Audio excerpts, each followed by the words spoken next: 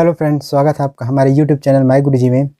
और आज कक्षा 10वीं के अंतर्गत हम पढ़ेंगे अनुपात एवं समानुपात वाले अध्याय को। अगर वीडियो आपको पसंद आए तो हमारे चैनल को लाइक, शेयर और सब्सक्राइब जरूर कीजिए दोस्तों। तो चलिए शुरू करते हैं हमारा आज का वीडियो।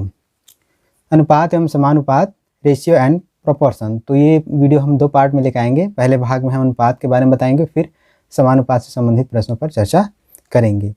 तो अनुपात क्या होता है, इसको आपने पिछली कक्षाओं में भी पढ़ा होगा कि अनुपात उसका उपयोग कहाँ होता है कि जब हमें दैनिक जीवन में दो राशियों की तुलना करनी होती है तब हम वहाँ पर अनुपात का प्रयोग करते हैं।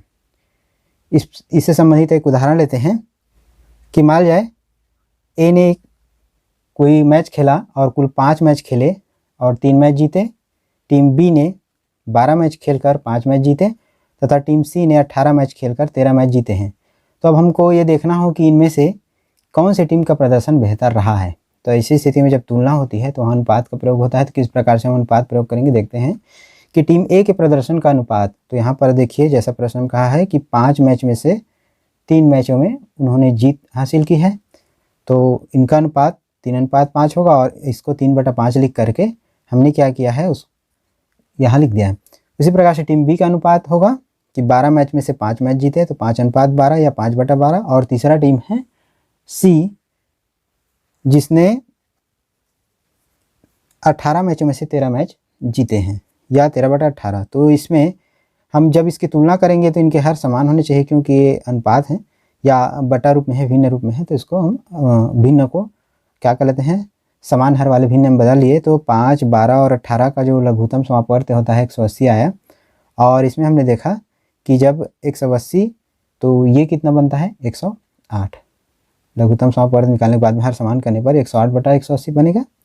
इसी प्रकार से ये 15 में 180, 15 का गुणा किया 15×5 = 75, ये भी हो गया। और इसमें 18 है तो 10 का गुणा हुआ तो 130/180। तो यहाँ आप इसकी तुलना कर सकते हैं। तो इसमें से देख सकते हैं ये जो टीम सी का जो प्रदर्शन है सबसे बेहतर है। तो जहाँ भी तुलनात्मक अध्ययन इस प्रकार से करना हो वहाँ पर अनुपात का प्रयोग हम करते हैं।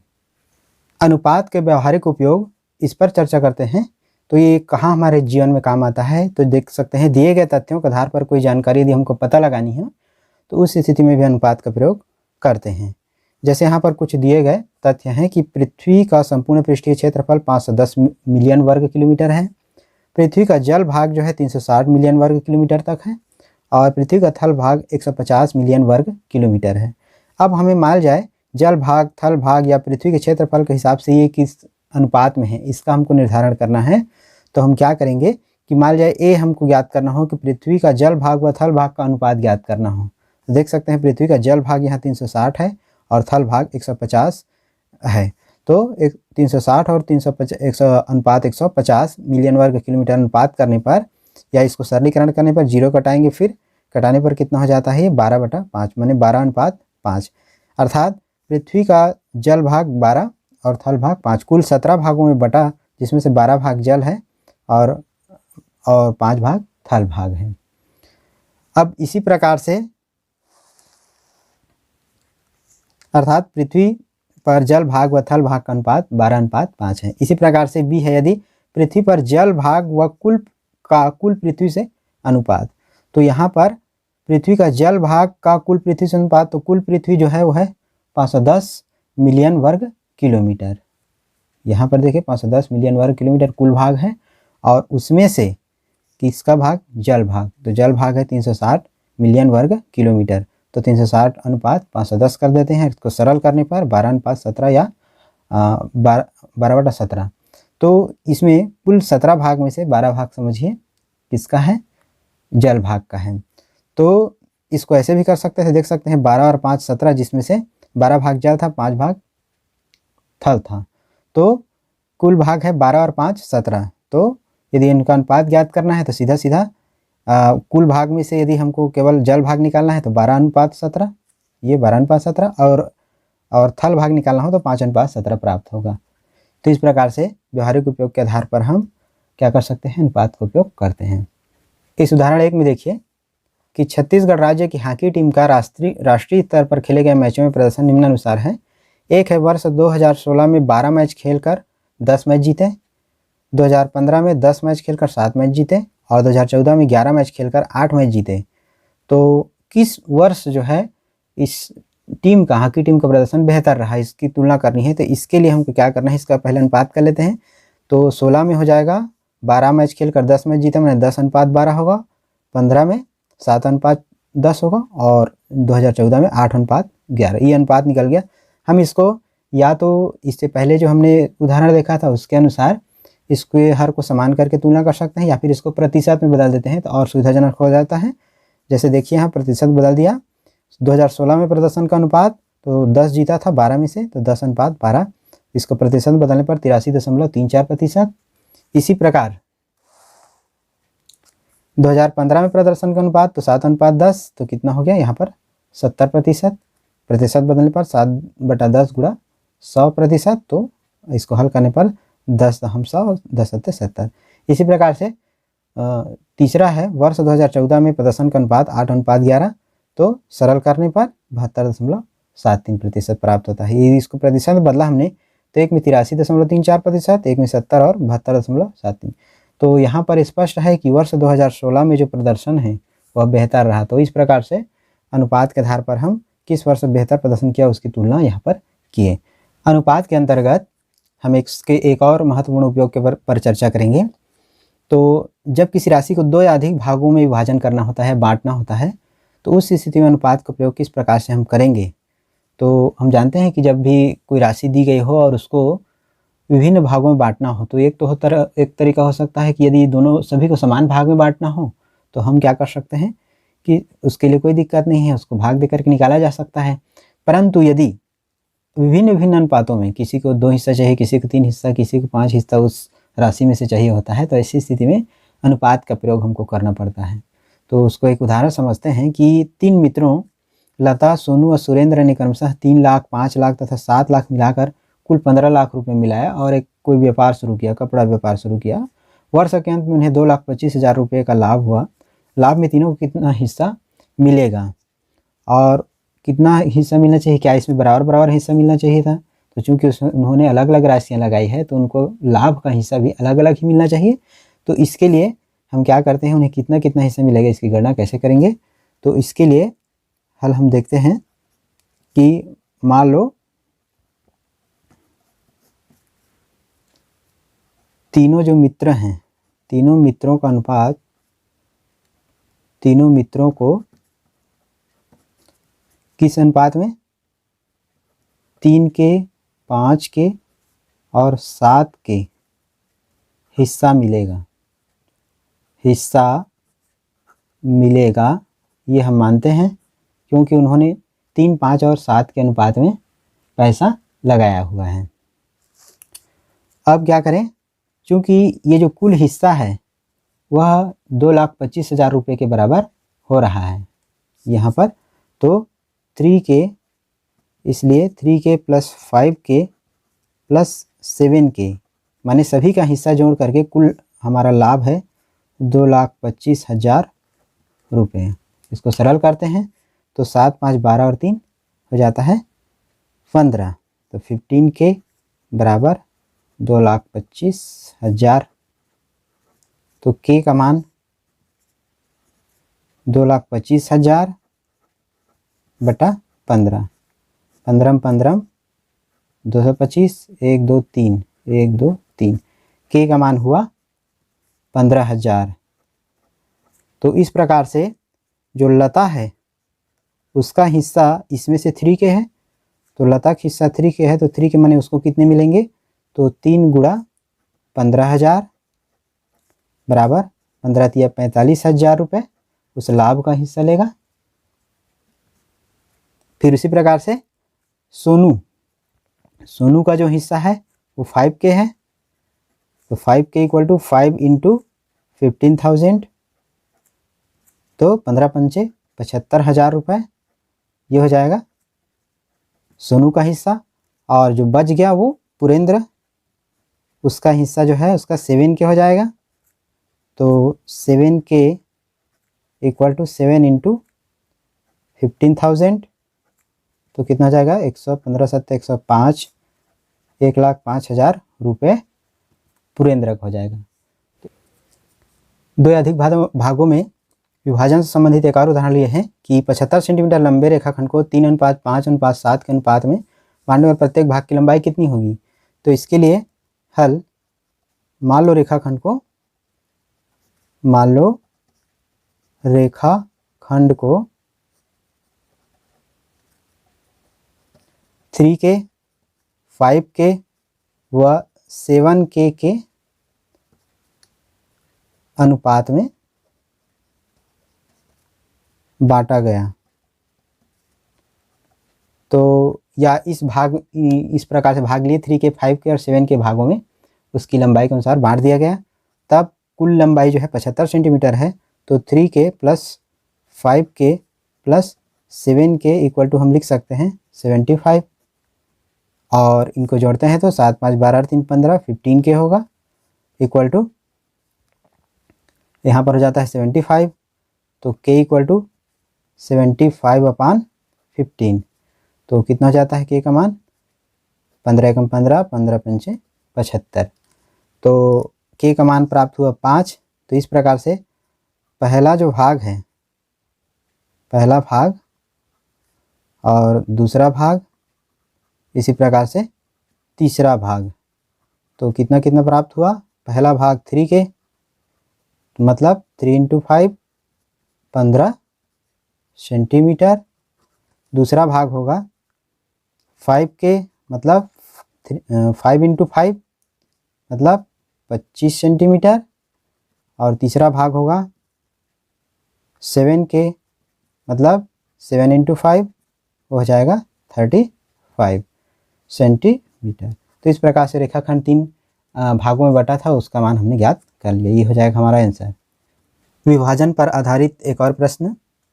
3 छात्रों A, B व C में 11:13:17 के अनुपात में कुछ रुपए बांटे गए। कितने रुपए बांटे गए यहाँ पर जिक्र नहीं किया गया है। यदि छात्र A को 451 रुपये मिले होंगे, तो बताइए छात्र B व छात्र C को कितने रुपये मिलेंगे। कुल कितने रुपए बांटे गए, इसका भी हमको यहाँ पर पता लगाना है, ज्ञात करना है। तो मान लीजिए कि छात्रों A, B व C को क्रमशः 11K, जिस अनुपात में दिया है उसी अनुपात में हम K लगाकर लिखेंगे, 11K, 13K और 17K रुपये मिलेंगे। अर्थात A को 11K रुपये मिले, B को 13K और C को 17K रुपये मिले। तब प्रश्नानुसार एक चीज़ इस यहाँ पर दी गई है कि A को 451 रुपये मिले, तो A का भाग होगा 451 रुपये, मतलब 11K जो था A का भाग वो किसके बराबर हो जाएगा? 451। तो K यहाँ पर प्राप्त कर सकते हैं 451/11। तो 11 एकम 11, 11 चौक 44, 1 बचा 11 एकम 11। तो K का मान यहाँ पर प्राप्त हो गया हमको 41। अब इस K के मान के आधार पर B का भाग और C का भाग तो कितना कितना होगा? B का भाग यहाँ पर था 13K और C का भाग है 17K, मतलब 13 × 41। तो इसमें गुणा करते हैं तो हो जाता है, मैंने गुणा कर लिया है, तो 533 रुपये। और 17K मतलब 17 × 41, तो वो हो जाता है 697 रुपये। तो इस प्रकार से B और C का भाग प्राप्त हुआ। कुल रुपये या कुल कितने रुपये यहाँ पर विभाजित किया गया, तो हम जोड़ देते हैं तीनों को। तो कुल रुपये होगा 451 A का भाग, दूसरा भाग है 533 और तीसरा भाग है 697 रुपये। इन सभी को जोड़ते हैं तो कुल हो जाता है 1681 रुपये। इस प्रकार से इतने रुपये को 3 भागों में बांटा गया था। हिस्सेदारी वाले प्रश्नों के अंतर्गत में एक ये प्रश्न लेते हैं हम कि किसी व्यवसाय की साझेदारी में व्यापारी A व B की पूंजियों में 3:2 का तथा व्यापारी A और C की पूंजियों में 2:1 का अनुपात है। 3 व्यापारी यहाँ पर हैं A, B और C, और उनकी लगाई गई पूंजी का अनुपात यहाँ पर A और B के बीच 3:2, A और C के बीच अनुपात है वो 2:1 का अनुपात में उन्होंने पूंजी लगाई है, पैसे लगाए हैं। तो व्यापार में A, B व C को कुल 1,78,100 रुपये का फ़ायदा होता है। तो उनको कितना कितना हिस्सा मिलेगा, इसकी हमको गणना करनी है। तो इसके लिए हल हो जाएगा। पहले तो हमें देखना होगा कि A, B और C का जो अनुपात है वह किस अनुपात में है। तो पहले इनकी पूंजियों का जो अनुपात है, लिख देता हूँ, पूंजियों का अनुपात, पूंजियों का अनुपात, तो यहाँ पर दिया है ए व बी, इनकी जो पूंजी है उसके बीच का जो अनुपात है प्रश्न में दिया है 3:2, और इसी प्रकार से ए अनुपात सी दिया गया है, तो वो दिया गया है 2:1। तो सबसे पहले इन तीनों का क्रमशः हमको अनुपात ज्ञात करना होगा। तो इसके लिए हम क्या करें, देख सकते हैं ए अनुपात बी है, फिर ए अनुपात सी है, तो हम क्या कर लें, इसको बी अनुपात ए कर लेते हैं, फिर ए अनुपात सी। तो उसके लिए हम क्या कर सकते हैं, इसको ऐसे भी लिख सकते हैं कि बी अनुपात ए इक्वल टू हो जाएगा 2:3, 2:3, इस प्रकार से लिख सकते हैं। और दूसरा जो दिया है वो ए अनुपात सी तो लिखा ही है, तो यहाँ पर है 2:1। अब यहाँ पर देखिए, यहाँ पर की जो राशि है उसको समान करना होगा, तब तीनों को हम अनुपात जो है एक साथ क्रमशः निकाल सकते हैं। तो यहाँ पर देखिए, इसमें हम गुणा करते हैं 2 का पूरा, तो ये हो जाता है, इसको चाहे तो लिख सकते हैं 4:6, 2 का गुणा कर दिया, और इसमें हम गुणा कर देते हैं 3 का, ताकि ये जो राशि है शुरुआत, इसका अंत वाला और इसका शुरुआत वाला दोनों एक जैसा हो जाए। तो इसमें हम 3 का गुणा करेंगे तो 6 अनुपात कितना हो जाएगा, 3 का गुणा किए तो 3 दूनी 6, और ये हो जाएगा 3। तो इस प्रकार से जो अनुपात होगा बी अनुपात ए अनुपात सी, वो हमको मिल जाता है 4:6:3, 4:6:3। मतलब ये हुआ कि इन तीनों व्यापारियों द्वारा लगाई गई जो पूंजी है उसका अनुपात 4, 6 और 3 के अनुपात में इस प्रकार से लगाया गया है। तो मान लो बी, ए व सी को क्रमशः 4K, 6K व 3K रुपये मिलेंगे। इस प्रकार से हम अब अनुपात प्राप्त के लिए अब इसकी गणना जैसे हमने पिछले प्रश्न में किया था वैसे करेंगे। कुल कितने रुपये का इसमें फ़ायदा हो रहा है, तो जो लगाए गए पूंजी के अनुपात में देखते हैं, इसलिए 4K plus 6K plus 3K equal to हो जाता है हमारा 1,78,100 रुपये है। उसको हमको 3 भाग में बांटना था, तो ये 6, 4, 10, 3, 13, 13K बराबर 1,78,100 यानी 1,78,100। तो K बराबर, इसको भाग दे देते हैं, 1,78,100 भागित 13, 13 भाग देंगे, 13 एकम 13 बचा 4, 13 तिया 39 बचा 9, 13 सत्ते 91 और डबल 0।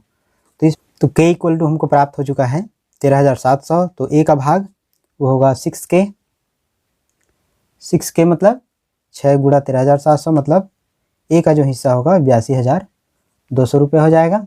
ऐसे ही B का भाग 4K था, तो 4 गुणा 13,700 तो 54,800, और C का जो भाग है 3K, तो 3 गुणा 13,700 41,100 रुपये। इस तरह से 3 भागों में विभाजित हो गया।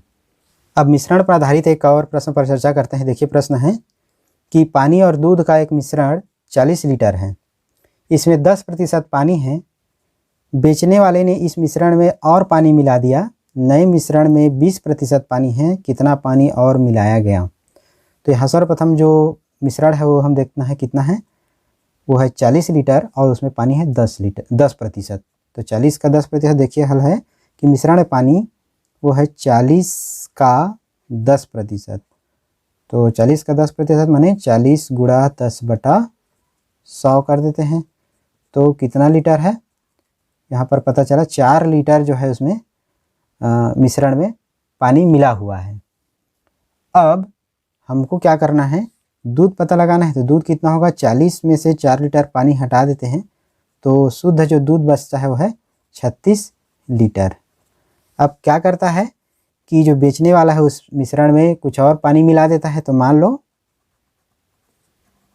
मिश्रण